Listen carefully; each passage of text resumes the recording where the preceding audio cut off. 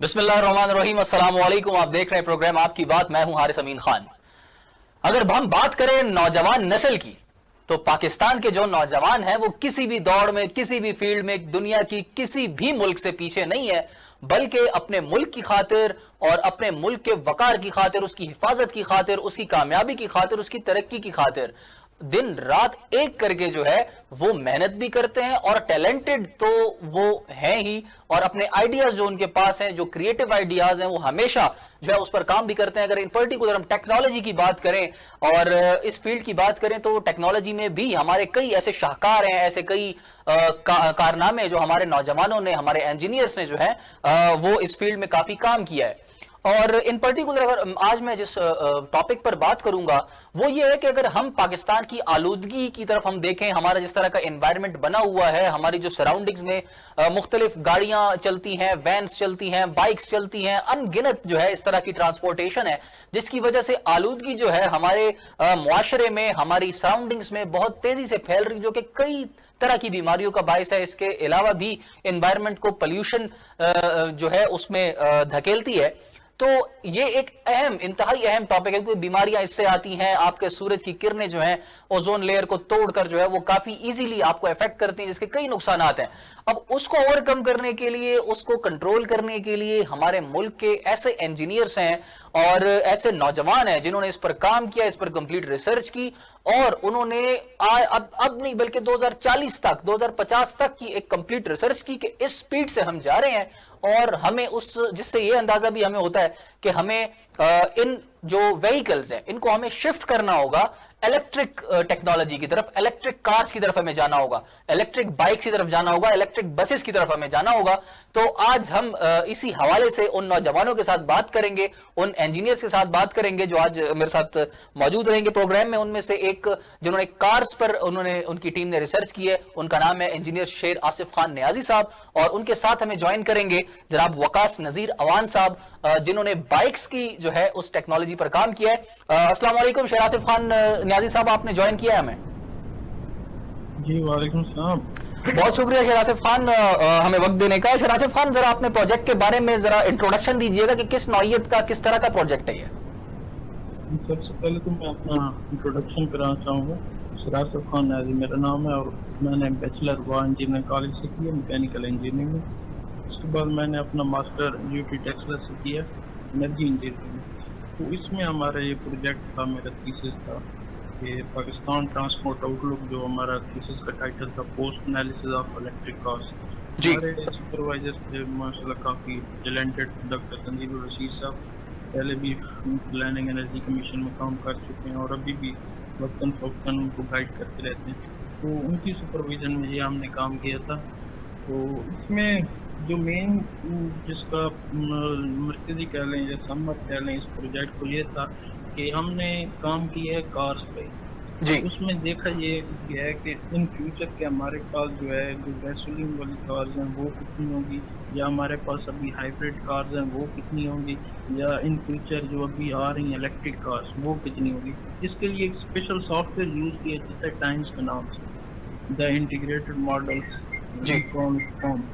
उसमें ये सारा डाटा इनपुट किया जाता है। उसके हवाले से एक मतलब एलोंगेशन खींचनी पड़ती है, बेस ईयर रखना पड़ता है, एक एंड ईयर रखना पड़ता है। वो हमने लिया था 2040 तक इनका जो है एलोंगेशन लिया, एक्सपेक्टेशन की है कि 2040 तक हमारे पास जो है क्या क्या मतलब रिजल्ट आएंगे, कितने सिनेरियोज बनेंगे। तो ये मतलब 2040 तक जो हमारे मुल्क में इस्तेमाल होने वाली इलेक्ट्रिक कार्स होंगी उस पर आपने रिसर्च की कि उस वक्त तक हमारे पास कितनी % में कार्स ये मौजूद होंगी, ऐसा है?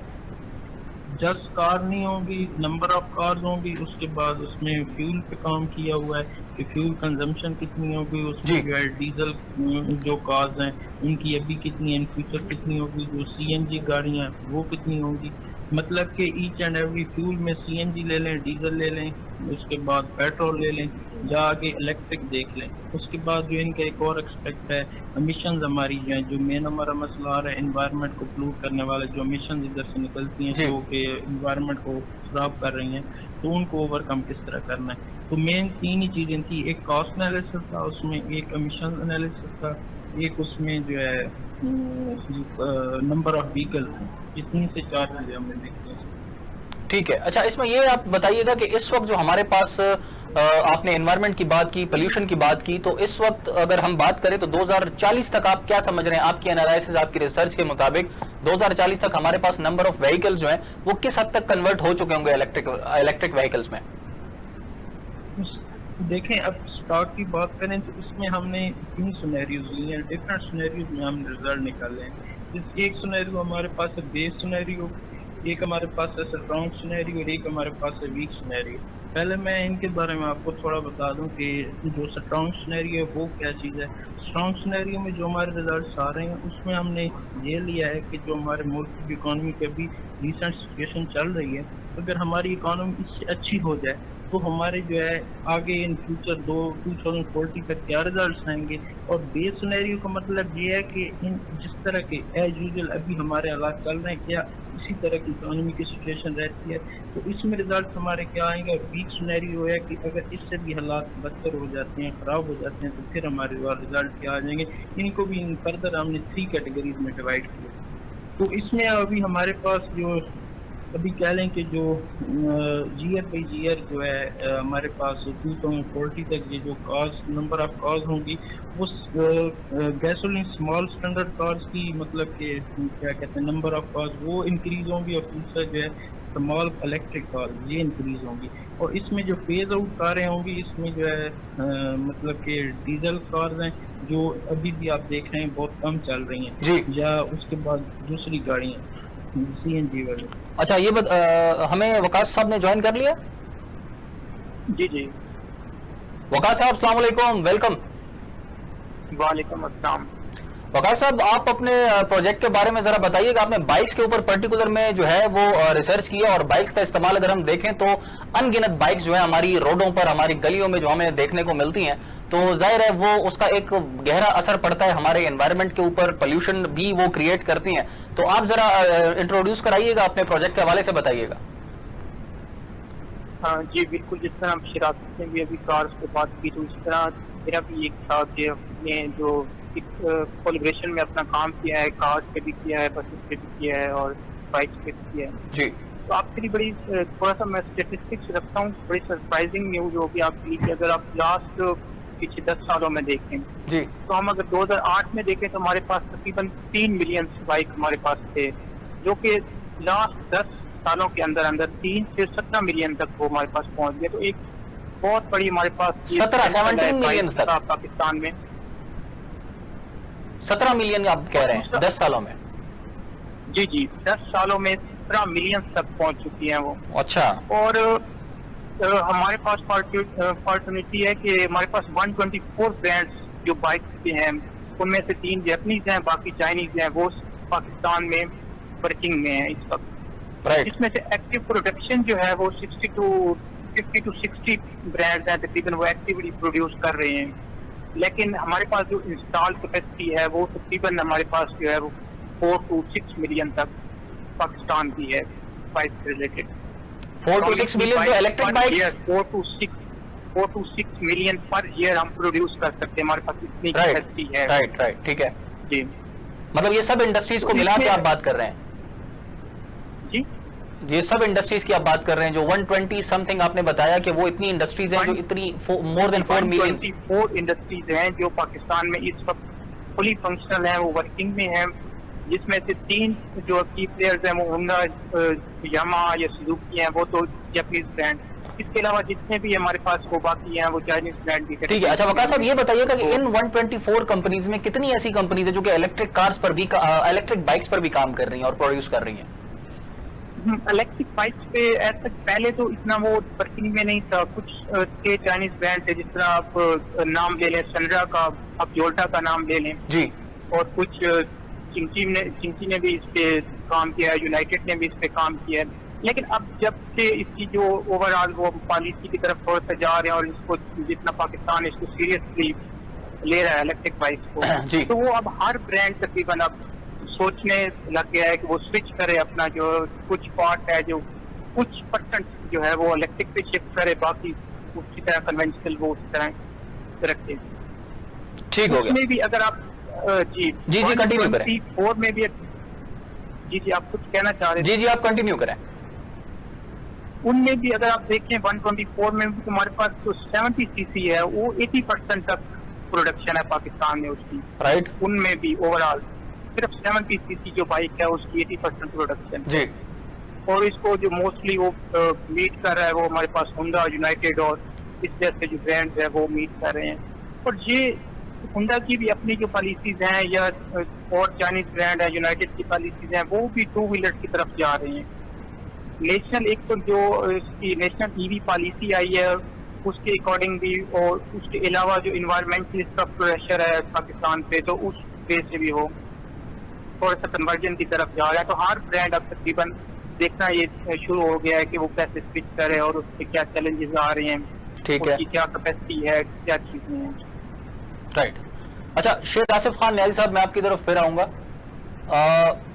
बात अगर करें पेट्रोल की, डीजल की और गैसोलीन की, तो ये जो है ये इन तीनों का इस्तेमाल बहुत ज्यादा जो है, इन तीनों का फ्यूल्स का इस्तेमाल पाकिस्तानी व्हीकल्स में बहुत ज्यादा है। आप सुन रहे हैं मुझे? जी जी।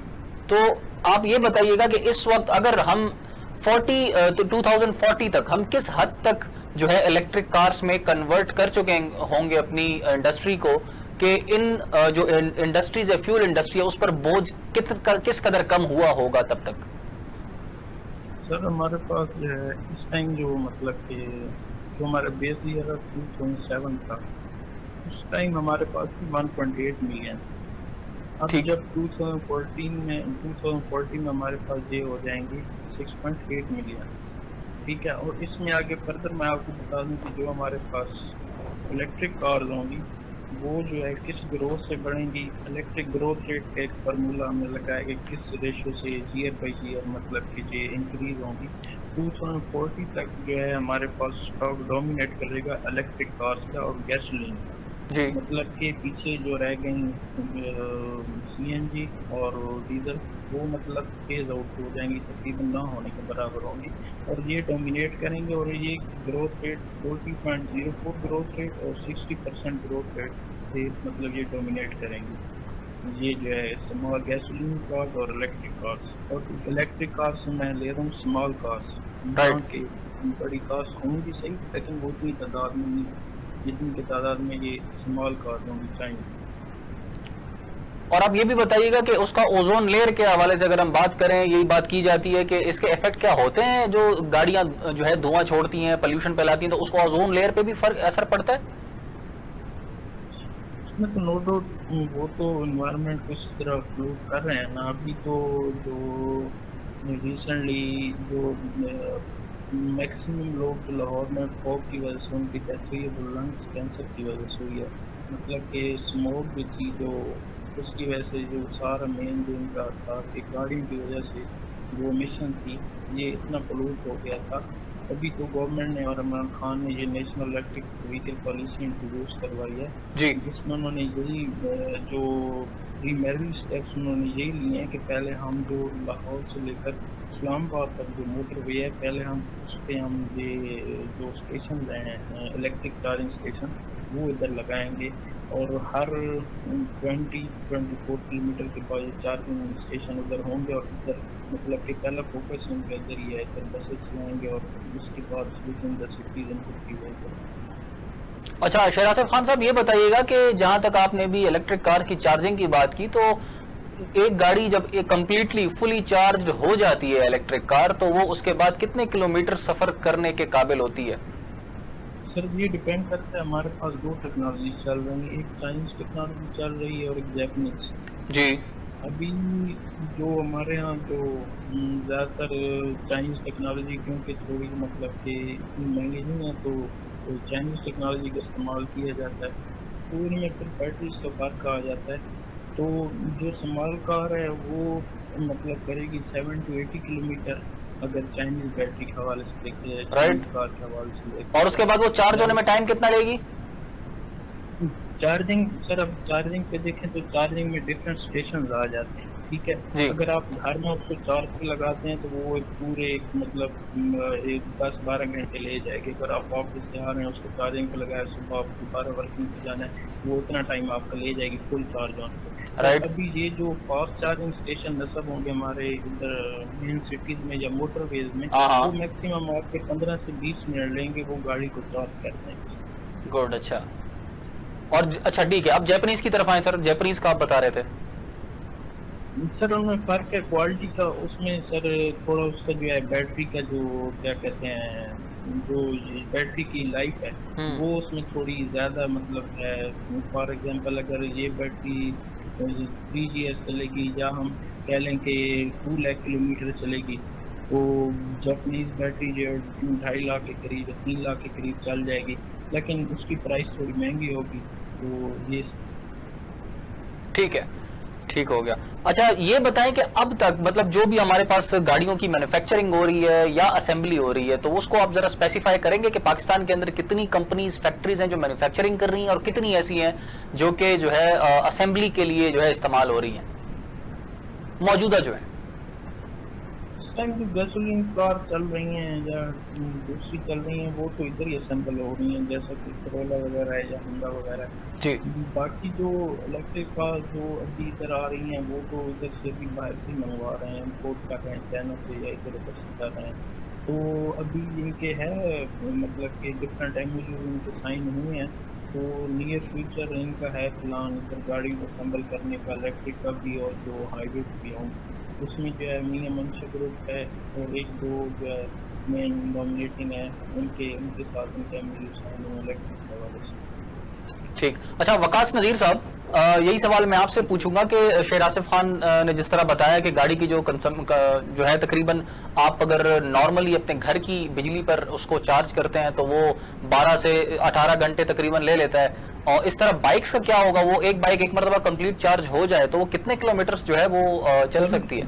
सॉरी आपको इंटरप्ट करना चाहूँगा, 12 से 18 घंटे नहीं लेगी जी। मतलब 8 से 10 घंटे मैक्सिमम लेगी, इससे ज़्यादा नहीं लेंगी, वो भी जब आप घर में करेंगे। राइट। और ये चाइनीज टेक्नोलॉजी की बात कर रहे हैं या जापानीज की? जैपनीज भी इतना टाइम लेगी, वो चार्जिंग स्टेशन पे आपका डिपेंड करते हैं। ठीक। जो मेन रोड्स पे लगे होंगे वो सुपर फास्ट होंगे, फास्ट चार्जिंग स्टेशन होंगे, ठीक हो गया। वो नहीं इशू करता, वो एक ही टाइम लेंगे 20 मिनट तक। लेकिन उसकी कंजम्पशन में फिर डिफरेंस आ जाता है, उस वहां पे क्वालिटी का डिफरेंस आता है। हाँ जी, तो वो कितने किलोमीटर चलेगी या उसकी लाइफ कितनी होगी उसमें करता है। ठीक जी। वकास नज़ीर साहब प्लीज। जी जी। तो जितना आपने कार्ड की बात की, तो कार्ड थोड़ी सी ना हैवी है, वो जो एनर्जी कंजम्पशन उनकी और वो हर चीज वो ज्यादा होती है जी। एज कम्पेयर टू अगर हम बाइक्स को देखें तो बाइक्स हमारे लिए जो है ना फेवरेबल हैं इन द सेंस, अगर आप चार्जिंग पॉइंट ऑफ व्यू से देखें बाइक्स को हम इजीली प्लग इन कर सकते हैं कहीं पे भी। अगर हम घर में होते हैं, अगर हम किसी भी पार्किंग प्लेस पे होते हैं या किसी भी हम शॉपिंग मॉल में होते हैं तो वो प्लग इन कर सकते हैं। जिस तरह गाड़ियां हैं वो 8 से 10 घंटे या 12 घंटे वो इतना ले रही हैं जी। एज कम्पेयर टू बाइक, क्योंकि उसमें बाइक में जस्ट एक ही बैटरी यूज होती है और मैक्सिमम अब जो होंडा है वो ड्यूअल बैटरी की तरफ हो जा रही है, क्योंकि इतनी प्लेस नहीं होती, वो कम्पैक्ट एरिया होते हैं बाइक का। तो इस वजह से जो बाइक्स हैं वो कम वक्त में आपकी 2 से 3 आवर इतनी लेंगे और तकरीबन आपका 60 किलोमीटर तक वो जो है वो ट्रैवलिंग है 50 किलोमीटर 60 किलोमीटर राइट। इतना आपको प्रोवाइड कर देंगे। लेकिन ये भी वेरी करता है उस पर brand to brand, technology to technology और क्वालिटी पे, फिर हर एक के अपने डिफरेंट हो सकते हैं।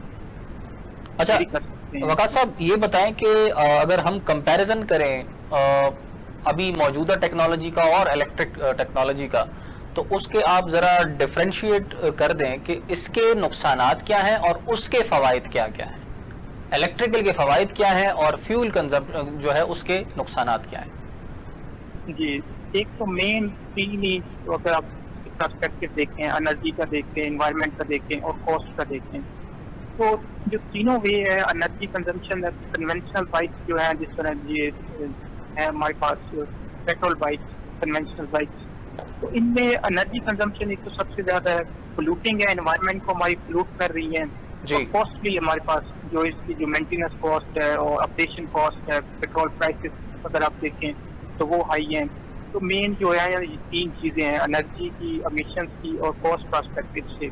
जो हमारी कन्वेंशनल बाइक्स हैं वो इन्वायरमेंटली फ्रेंडली नहीं है, एनर्जी कंजम्पशन उनकी ज्यादा।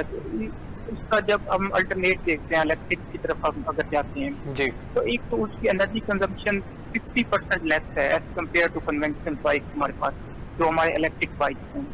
इसी तरह एमिशंस हैं वो अप टू 70 से 85% तक वो हम डाउन कर सकते हैं इलेक्ट्रिक बाइक की। Right. कुछ एमिशंस होती हैं जो बैक एंड एमिशन, जिस तरह हम अगर ग्रिड स्टेशन से आप इलेक्ट्रिसिटी ले रहे हैं, नेचुरल ग्रिड से ले रहे हैं, तो नेचुरल ग्रिड के बैक एंड पे जो वो इलेक्ट्रिसिटी प्रोड्यूस होती है उसकी एमिशंस तो वो कुछ ना कुछ होंगी। इसकी टेल एंड एमिशन जो है वो तो बिल्कुल जीरो है, लेकिन बैक एंड एमिशन कुछ जो नेचुरल ग्रिड में उसको इलेक्ट्रिसिटी चार्ज करने के लिए, बनाने के लिए चाहिए होंगी, तो वो कुछ ना कुछ होंगी। तो इस वजह से 70 to 85% तक हम एमिशंस को हम रिड्यूस कर सकते हैं। राइट इसी तरह जो हमारे पास कास्ट है, कास्ट की अगर थोड़ी सी बात करें तो कास्ट इलेक्ट्रिक व्हीकल्स की as compare to conventional capital cost की अगर बात करें तो थोड़ी सी हाई है, ठीक है क्योंकि अभी जो न्यू टेक्नोलॉजी है इतनी इन्वेंशन नहीं है इसमें, और दूसरा इसमें सबसे जो ज्यादा फैक्टर है कॉस्ट का हमारे पास बैटरी की कॉस्ट है। पाकिस्तान में इस वक्त तकरीबन कोई भी जो है ना बैटरी मैन्युफैक्चरिंग यूनिट हमारे पास नहीं, ठीक है जस्ट असेंबलिंग वगैरह और इस तरह डीसीलिंग वगैरह वो हो रहे हैं, लेकिन कोई ऐसा नहीं है। क्योंकि बैटरी टेक्नोलॉजी है वो जब एडवांस होगी तो फ्यूचर में हम प्रिडिक्ट कर सकते हैं कि इलेक्ट्रिक की जो कैपिटल कॉस्ट है वो कन्वेंशनल बाइक से कम हो जाएगी। इसके अलावा जो ऑपरेशन कॉस्ट है या मेंटेनेंस कॉस्ट है वो ऑलरेडी अभी इलेक्ट्रिक बाइक की कम है, फेवरेबल है as compare to conventional bike. ठीक है। अच्छा, एक बात मैं आपसे और पूछना चाहूंगा जो कि अगर हम देखें अपने माशरे में हम कई मतलब हमारे कई बच्चे रोजाना की बुनियाद पर जो है ये वन व्हीलिंग की वजह से जो है उनकी डेथ्स हो जाती हैं, माजूर हो जाते हैं, लेकिन समझ फिर भी उनको नहीं आती। कई ऐसे हैं जो कि जिंदगी भर के लिए जो है बेड्स पे चले गए हैं। तो अगर इलेक्ट्रिक बाइक्स की मैं बात करूं तो क्या उनमें इतनी, क्योंकि देखिए एक होता है कि आप उनकी काउंसलिंग करें, उनको ज़हनी तौर पे उसको तैयार करें, समझाएं, वो एक अलग बात है, वो अभी भी की जा सकती है, वो जब इलेक्ट्रिक बाइक्स आए तब भी की जा सकती है। लेकिन एक चीज ये होती है कि इन बाइक्स में वो एनर्जी, वो ताकत है कि आप उनको पिकअप कर सकते हैं, वन व्हील पे उठा सकते हैं और उसको चला सकते हैं। क्या इलेक्ट्रिक में इतनी एनर्जी है या इससे कम है? अगर इससे कम है तो समझे हमें एक बेनिफिट एक्स्ट्रा ये भी मिल जाएगा, हमारे बच्चे सेफ रहेंगे। नहीं, ये भी अब डिपेंड करती है, जिस तरह हमारे पास जिस तरह कन्वेंशनल बाइक की अगर आप देखें तो 70 सीसी, 100 सीसी, 125 सीसी है या 100 सीसी है, तो इसी तरह इलेक्ट्रिक की भी कैटेगरीज हैं इस तरह की। ठीक है। तो इलेक्ट्रिक जो हैवी बाइक है हमारे पास, उसमें तो इतना पोटेंशियल है, जिस तरह अगर वन व्हीलिंग करनी है या हैवी वर्क करना है आपने, तो वो हाई पोटेंशियल है। लेकिन उसकी जो अगर फ्रंट सिनेरियो में देखें तो प्राइस थोड़ी सी वो ज्यादा है इससे। सही, मतलब कंपेयर टू अगर एक अब हमारा स्टूडेंट है या कोई भी, वो उसकी रेंज से बाहर है। अगर मैं आपकी आवाज नहीं सुन पा रहा। मैं ये कह रहा हूं कि जो आपने बताया कि वो जो हैवी एनर्जी बाइक्स हैं वहां पर जिनकी इतनी कैपेसिटी है कि वो उसको आप उठा सकते हैं, एनर्जी है, तो वो उनकी बच्चों की रेंज से बाहर है, स्टूडेंट की रेंज से बाहर है। जी, वो एज कम्पेयर टू जिस तरह कैपिटल कॉस्ट बहुत ज्यादा है जी, इस वजह से वो थोड़ी सी उनकी रेंज से जो है ना वो ज्यादा है। ठीक हो गया। जनरल आप इसका कंपैरिजन करें तो जिस तरह 100 सीसी है तो उसी के अल्टरनेटिव अगर उसकी पावर की बाइक मिले तो वो उससे डबल प्राइस पे मिलेगी, एटलीस्ट डबल प्राइस पे। तो इस वजह से वो थोड़ा सा ये फैक्टर जो है, लेकिन वन व्हीलिंग को हम वैसे वो प्रिवेंट नहीं कर सकते, वो अदर वेरिएबल है, उसकी वजह से हम जो सोशल इम्पैक्ट है ये उस वजह से वो कर सकते हैं प्रिवेंट। लेकिन इलेक्ट्रिक व्हीकल्स का या इलेक्ट्रिक बाइक्स का इससे वो कोई लेना देना नहीं है, इससे भी कर सकते हैं, वन व्हीलिंग हो सकती है। राइट, ठीक है। अच्छा शेर आसिफ खान साहब, बैटरी की अगर हम बात करें, कॉस्ट की अगर हम, अभी वकास साहब ने भी बताया कि तकरीबन जो इलेक्ट्रिक बाइक्स हैं उन्होंने वो एनवायरनमेंट फ्रेंडली है, एनर्जी कंजम्पशन आपकी कम है, और लेकिन ये है कि उनकी कॉस्ट तकरीबन डबल है आपकी जो कन्वेंशनल प्रोडक्ट्स हैं उनके निस्बत। तो इलेक्ट्रिक कार्स में क्या सिचुएशन है, उनकी प्राइसेस कितनी डिफरेंट है मौजूदा कन्वेंशनल कार्स से? इलेक्ट्रिक कार्स में मेन जो प्राइस है वो बैटरी की है जी, उसमें किलोवाट आवर के हिसाब से उसकी जो है ना वो प्राइस होती है। तो अभी देखते हैं कि जो कार अगर हम मिल गई है, सॉरी थोड़ा मतलब कि जो टोटल कास्ट होगी आपकी गाड़ी की उसके 40% कास्ट जो है उसकी बैटरी की होगी। मतलब कि अगर आपको सिंपल आसान में मैं समझाना चाहूँगा, 1 लाख रुपए की गाड़ी मिल रही है तो उसमें 40,000 की बैटरी होगी, ठीक है। राइट। इसमें इतना बड़ा 40% इसका मतलब कि वेटेज है। उसकी वजह ये होगी कि इसमें मतलब कि ना ईंधन होगा, ना और कुछ होगा, ना मैकेनिक के पास लेके जाना पड़ेगा, बस जस्ट बैटरी होगी, बैटरी को चार्ज करेंगे, ना आपका ऑयल चेंज होगा, ना और कोई चीज़ चेंज होगी। बस इसके बाद सिंपल ही होगा, जब इसकी माइलेज खत्म होगी इसको आगे साइड पे कर देंगे, नई बैटरी हम डाल देंगे। अच्छा, वो ड्यूरेशन कितना है आपकी एक बैटरी? तकरीबन वही दोबारा वही बात आ जाएगी, अच्छी क्वालिटी की मैं बात करूं, जापानीज बैटरी अगर हम लेते हैं वो कितनी ड्यूरेशन उसका चलता है, कितने किलोमीटर तक? ड्यूरेशन उसके किलोमीटर्स पर डिपेंड करता जी। है। नॉर्मल जो स्मॉल स्टैंडर्ड कार आपका जो जापानीज है वो चाइनीज से जो है 50,000 मोर मतलब किलोमीटर ज्यादा चलेगी। ठीक। मतलब 2.5 से 3 लाख किलोमीटर चल जाएगी। जो चाइनीज कार है वो आपका मैक्सिमम करेगी 2 लाख किलोमीटर। इसके बाद अगर स्मॉल अगर मीडियम स्टैंडर्ड कार में जाते हैं, लार्ज स्टैंडर्ड कार में जाते हैं, तो उसी रेशो से इनकी जो है वो कैपेसिटी बढ़ती जाएगी। ठीक।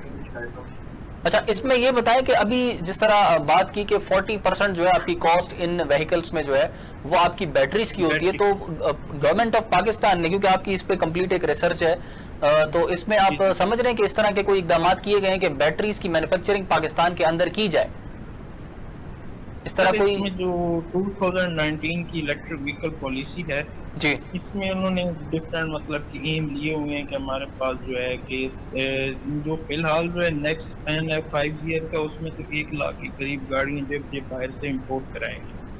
ठीक है, ठीक है। जहाँ तक बैटरी के बनने का सवाल है, बैटरी टेक्नोलॉजी जो है ना उस पर बहुत विकास हो चुकी है। पाकिस्तान में फिलहाल नहीं देखता इतनी जल्दी कि बैटरी मतलब कि ले तो आएंगे, असेंबल तो हो जाएगी।